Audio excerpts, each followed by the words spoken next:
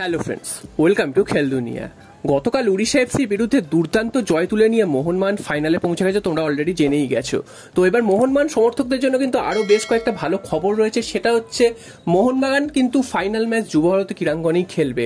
এটা আগে থেকেই ঠিক করা ছিল, যদি মোহনবাগান ফাইনালে ওঠে সেক্ষেত্রে ফাইনাল ম্যাচ হবে যুবভারতী ক্রীড়াঙ্গনে, এবং মোহনবাগান যদি না উঠতে পারতো সেক্ষেত্রে মুম্বাইতে ট্রান্সফার করা হতো ম্যাচটা। তো যেহেতু কালকের মোহনবাগান ফাইনালে উঠে গেছে, তো কালকেরই ডিসাইড করে দেওয়া হয়েছে যে ফাইনাল ম্যাচ কিন্তু যুবভারতী ক্রীড়াঙ্গনেই হবে। অর্থাৎ আরও একটা বড় ম্যাচ কিন্তু হতে চলেছে যুবভারতী ক্রীড়াঙ্গনে, এবং মোহনবাগান সমর্থকদের সামনে আবারও একটা সুযোগ, যাতে 62,000 কেন, এরপর কিন্তু আরও বেশি সংখ্যক টিকিট চলে, সেই সংখ্যক টিকিটও যেন ফুলফিল হয়ে যায়। তো গতকাল আমরা দেখেছি যে অফিসিয়াল অ্যাটেন্ডেন্স ছিল 62,007 জন, অর্থাৎ বুঝতেই পারছো গতদিনের থেকেও আজকের বেশি অ্যাটেন্ডেন্স ছিল গতকাল। তো 61,000 থেকে 62,000, এটা কিন্তু মোহনবাগান সমর্থকদের একটা বিরাট জয়, কারণ মোহনবাগান সমর্থকরা কিন্তু দেখিয়ে দিয়েছে যে দলের পাশে তারা থাকে, এবং 12 ম্যানের যে কাজটা সেটাই কিন্তু তারা করে। কারণ উড়িষ্যা এফসি বা মুম্বাই সিটি এফসি দুটো টিমই কিন্তু মোহনবাগানের এই সমর্থকের সামনে কিন্তু অনেকটাই কেঁপে গেছে। তোমরা যদি খেলা দেখে থাকো, উড়িষ্যা এফসি কিন্তু প্রথম মিনিট থেকে ফম্বেল করছিল কালকে, এবং তার কারণটাই হচ্ছে দর্শকদের একটা চাপ। তো সেই চাপটাই কিন্তু তারা নিতে পারেনি, যদিও মোহনবাগান উড়িষ্যা এফসি দুজনেই ভালো খেলেছে, এবং এই গরমে যতটা ভালো খেলা সম্ভব ততটাই খেলেছে। তবে শেষ পর্যন্ত মোহনবাগানই কিন্তু শেষ হাসি হেসেছে, এবং তার ফলে কিন্তু মোহনবাগান ফাইনালে চলে গেছে। তো আরও একটা খবর জানিয়ে রাখি যে ফাইনালে মোহনবাগান মুখোমুখি হবে মুম্বাই সিটি এফসির।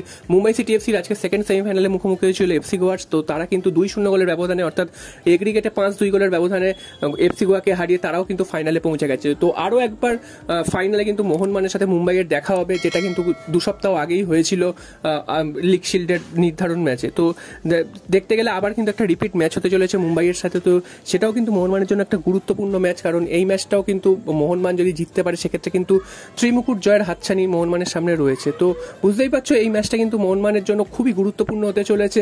মোহনবাগান ত্রিমুকুট জয়ের সামনে দাঁড়িয়ে রয়েছে।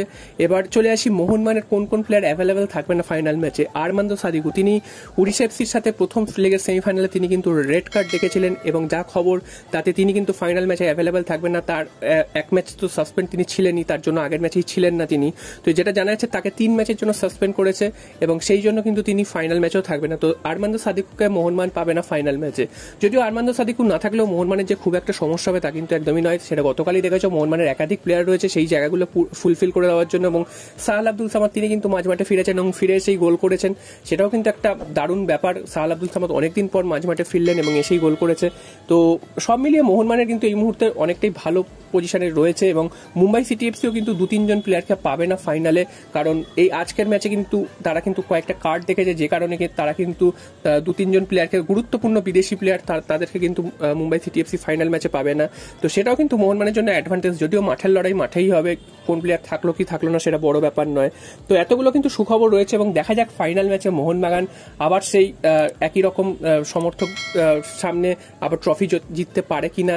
এবার যদি ট্রফি জিততে পারে, ত্রিমুকুট জয় হবে, সেটা তোমাদের প্রথমেই বললাম। প্রথমে ডুরান্ড কাপ জিতেছিল, কিছুদিন আগে শিল্ড জিতলো, এবার কিন্তু আইএসএল কাপ জেতার হাতছানি। তো ত্রিমুকুট জেতার হাতছানি রয়েছে। 1977 সালের পর কিন্তু ত্রিমুকুট কিন্তু মোহনবাগান সে অর্থে জেতেনি। তো এটাও মোহনবাগানের সামনে একটা রেকর্ড ধরার স্বপ্ন। তো দেখা যাক ত্রিমুকুট জিতে এই সিজনটা শেষ করতে পারে কিনা মোহনবাগান।